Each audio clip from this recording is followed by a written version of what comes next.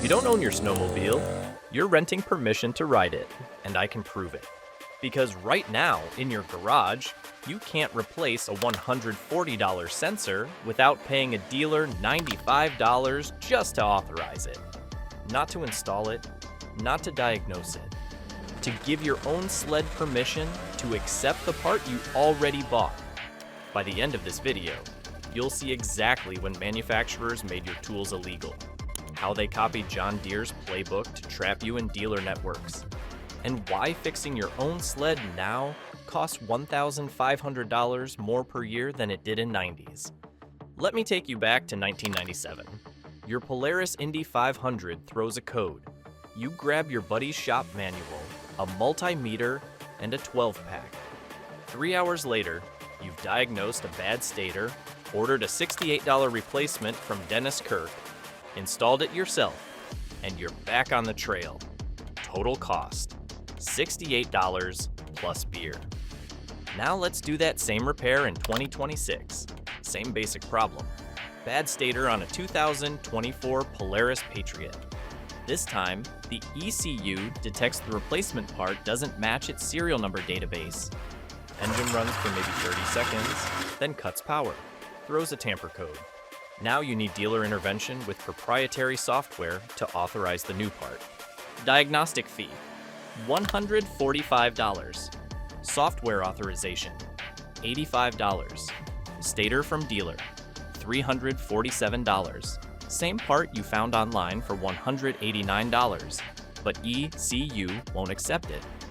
Labor to install, $220. Total, $797.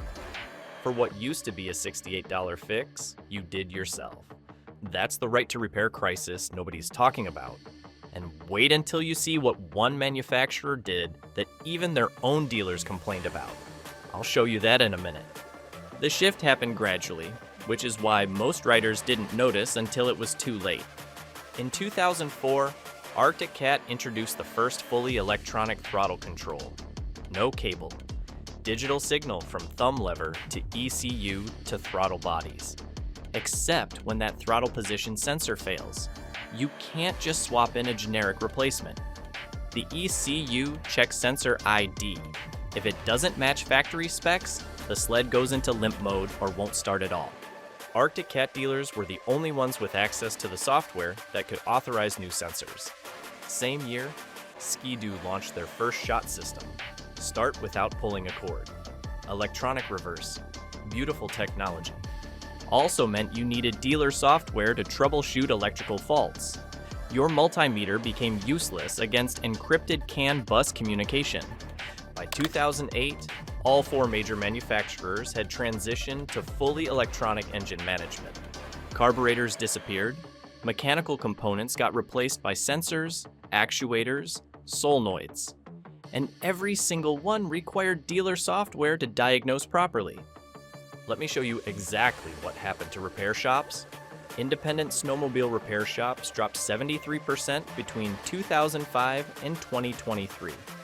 In 2005, there were roughly 2,100 independent mechanics across the Snowbelt states who specialized in sled repair. By 2023, that number hit 567. More than 1,500 shops closed. Not because demand disappeared, because they couldn't get access to diagnostic tools and repair information that manufacturers restricted to authorized dealers. Joe's small engine repair in northern Wisconsin used to service 40 to 50 sleds per winter. Been doing it since 1982. He closed in 2019 after Polaris encrypted their 2018 model's ECU communication protocol. Couldn't diagnose issues, couldn't clear fault codes, couldn't compete. Same story repeated across Minnesota, Michigan, Maine, New York. Guys who'd been fixing sleds for 30 years suddenly couldn't service anything newer than 2015 without dealer-level access. And manufacturers charged dealerships $12,000 to $18,000 for diagnostic software packages. Annual licensing fees on top of that. Small independent shops couldn't justify the investment. But here's where it gets insane. They didn't just lock out independent shops. They serialized the parts themselves. ECU, throttle body, fuel injectors, digital gauge cluster, sometimes even voltage regulators. Every part carries a unique identifier that the ECU checks during startup and operation. Install a replacement part, even a brand new OEM part, and the ECU rejects it unless a dealer authorizes the pairing using proprietary software. Polaris calls it security. Ski-Doo calls it theft prevention. What it actually is? Forced dealer dependence. Let me show you how deep this goes. 2023 Ski-Doo Renegade. Guy needs to replace a failed throttle position sensor. $140 part. Buys genuine BRP part online. Exact match to original. Installs it following factory procedure. Sled starts, but immediately throws fault code P2135. Throttle correlation error. Why? Because new sensor serial number doesn't match ECU's authorized device list. The sensor works perfectly, electronically identical to the original, but software won't accept it. Dealer charges $95 to click 3 buttons. 90 seconds.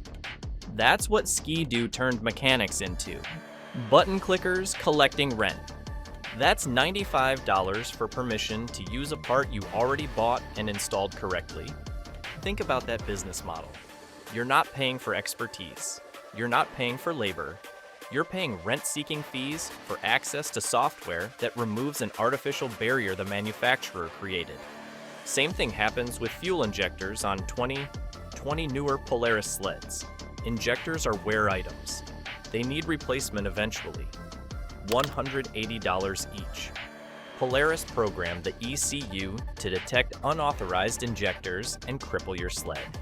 4,000 RPM max, 25 miles per hour. Your machine runs perfectly, but Polaris deliberately hobbles it until you pay them. This isn't protecting anything, it's a protection racket. And one group found out the hard way what happens when you try to fight this system. That story coming up. Manufacturers claim diagnostic software contains proprietary trade secrets they can't release to independent mechanics. That's mostly bullshit. In 2021, a group of independent mechanics in Vermont filed a Freedom of Information request for repair protocols after Massachusetts passed right to repair legislation for automobiles. What they discovered was revealing. Most proprietary diagnostic procedures were nearly identical across brands. Standard OBD2 protocols dressed up with manufacturer-specific encryption. The software didn't contain revolutionary secrets. It contained basic diagnostic trees any competent mechanic could follow. But encryption kept it locked behind dealer networks. Get this. Arctic Cat charges dealers $15,000 for their software, plus another $2,400 every single year just to keep using it. For what? Fault codes you use to look up in a $40 manual. The ability to clear codes that mechanics use to reset by disconnecting the battery for 30 seconds. Authorization to pair replacement parts that never needed authorization before electronic systems. Like I said, it's a protection racket disguised as security. Check this out. When dealers have a monopoly, watch what happens. Wait times explode, prices skyrocket, service quality drops.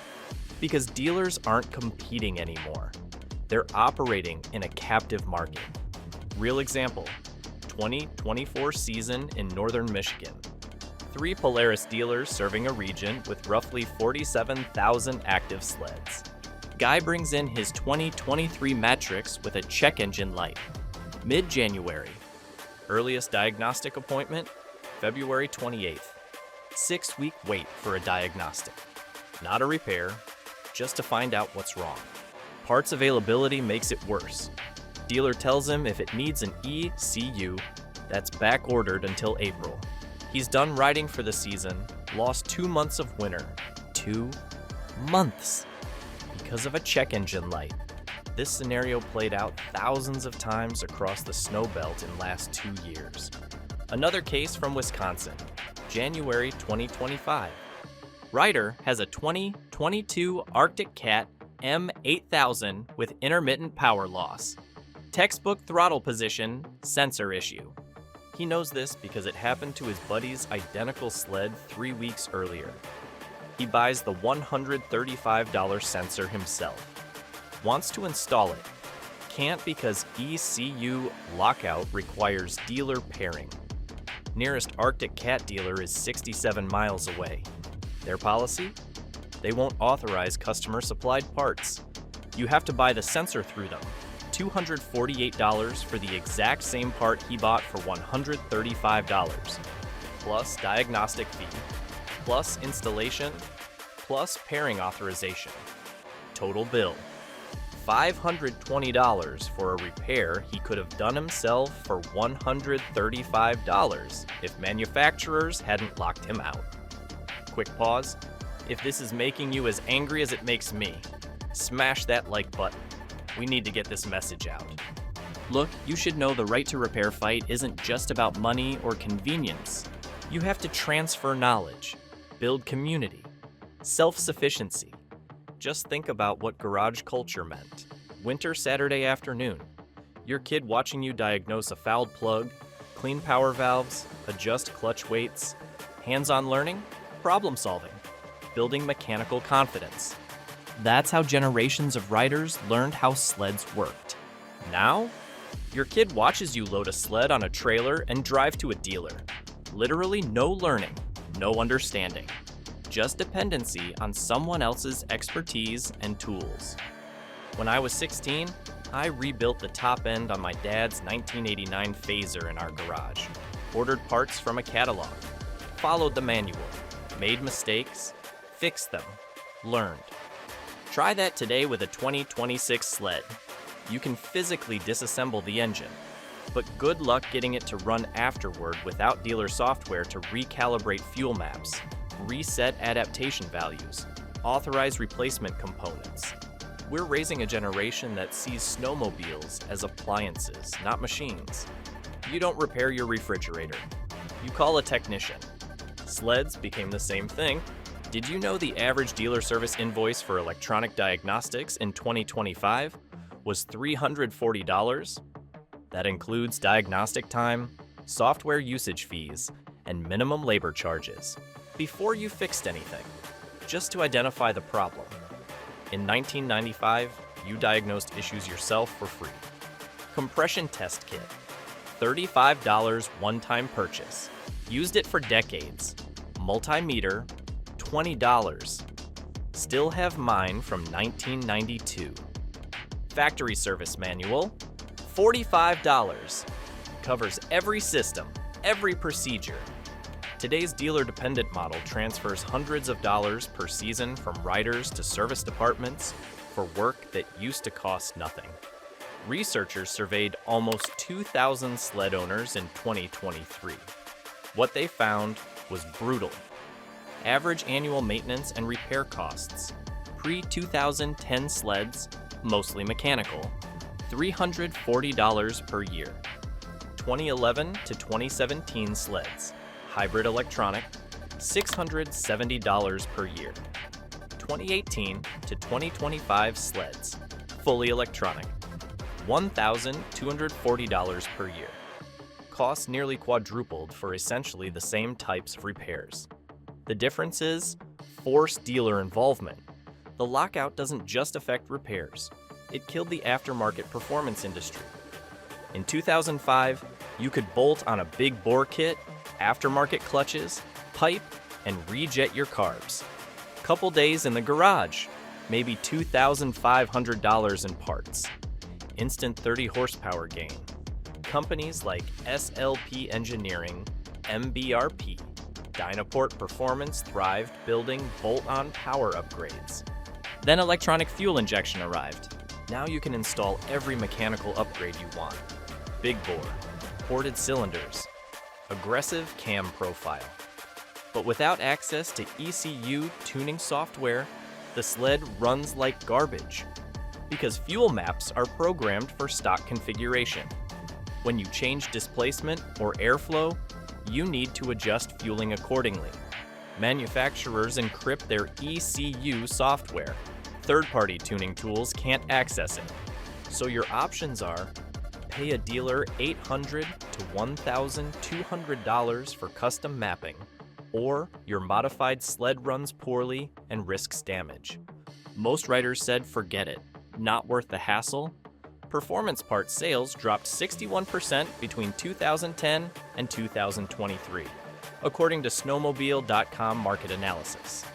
Companies that survived shifted to accessories, seats, windshields, graphics.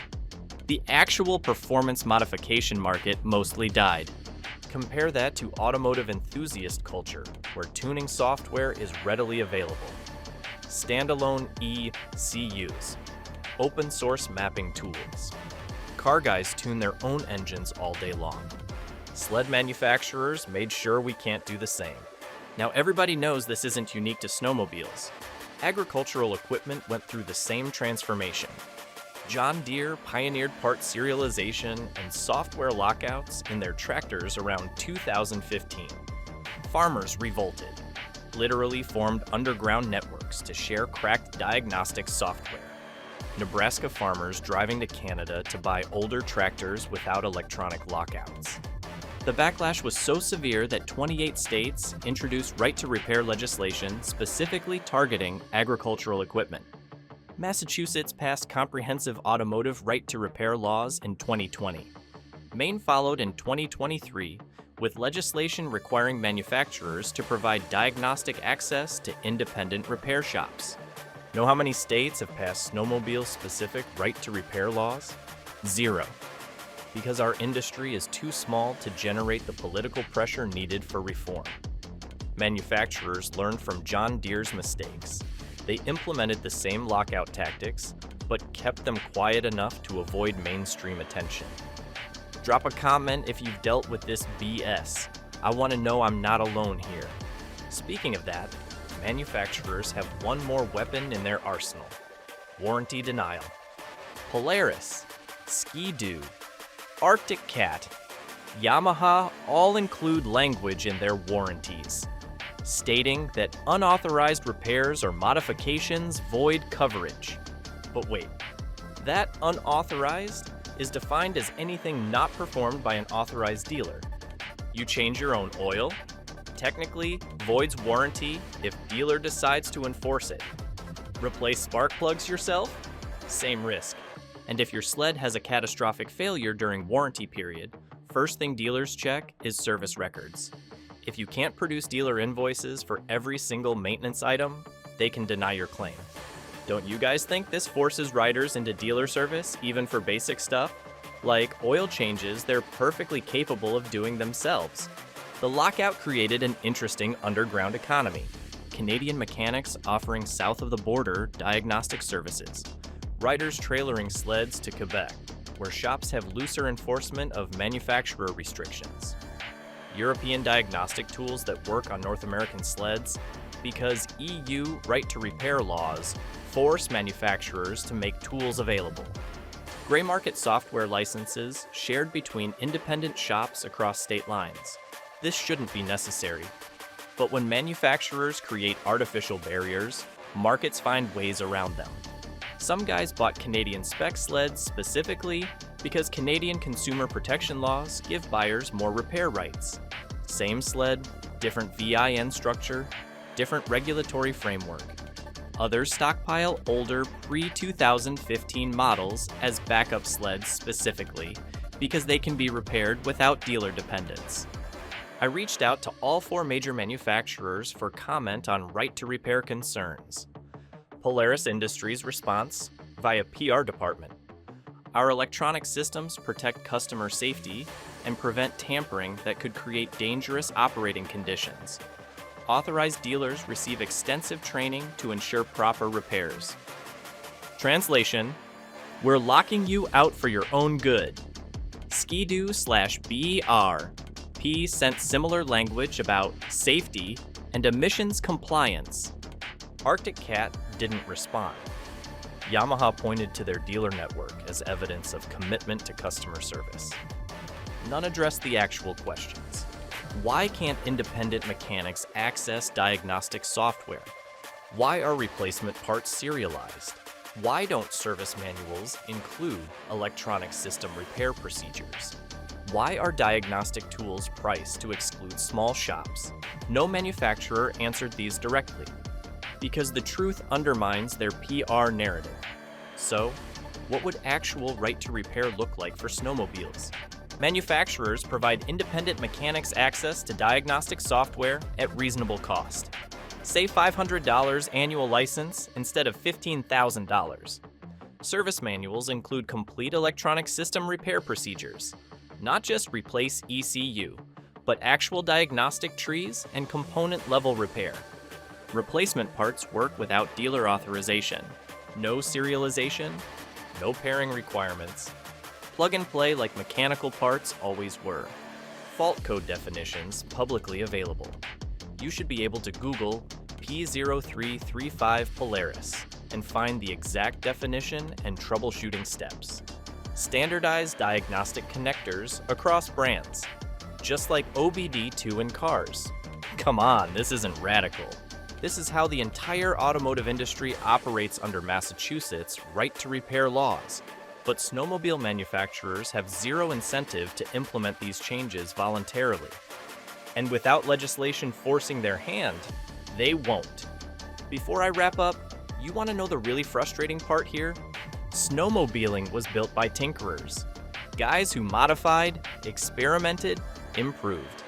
Edgar Hedding didn't invent the snowmobile in a corporate research lab. He built prototypes in a farm equipment shop in Minnesota. The sport grew because riders customized their machines, swapped engines, changed gearing, fabricated parts. That experimentation drove innovation. Manufacturers adopted rider modifications that worked. Now those same manufacturers lock down their machines to prevent the exact kind of tinkering that created the industry in the first place. We went from celebrating mechanical creativity to criminalizing it through warranty language and software restrictions. That's not just bad business, it's betrayal of the culture that built this sport. If we do nothing 5 years from now, only wealthy guys will ride new sleds. Everyone else, stuck on pre-2015 models or priced out completely. The manufacturers know this. They don't care. Because the guys who can afford dealer prices are spending more per person than ever before. Smaller market, higher profit per customer. That's their end game. And we're the ones being cut out. But here's what we can do. Buy older sleds, support the few independent mechanics left, document every overcharge, keep every receipt, and push for legislation. Contact your state reps. Point them to Massachusetts auto laws. Individual riders can't fight billion-dollar manufacturers, but organized advocacy can. This isn't hopeless. It's just not going to fix itself. I want to hear your stories. Have you been blocked from repairing your own sled? What happened? What did it cost you? Drop your experience in the comments. Because if enough of us document what's happening, maybe we build the case for legislative change, maybe we don't. But at least we're not pretending this is okay. And if you want more honest breakdowns, hit that subscribe button and check out the next video here.